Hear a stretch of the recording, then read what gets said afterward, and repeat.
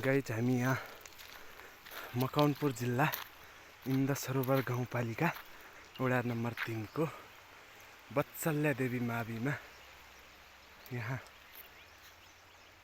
प्रतिनिधि सभा निर्वाचन 2082 को फागुन 21 गते हुन गइरहेको प्रतिनिधि सभा निर्वाचनमा निर्वाचन सम्पन्न गराउनको लागि वत्सल्य देवी मावि आइपुगेका छौं।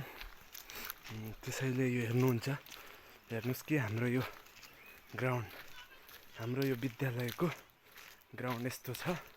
हाम्रो बलबहादुर क्याप्छाकी सर पनि हुनुहुन्छ। उहाँ फेरि आफ्नै पारामा ढुङ्गे धारामा भन्ने गीत सुन्दै रहनु भएको होला।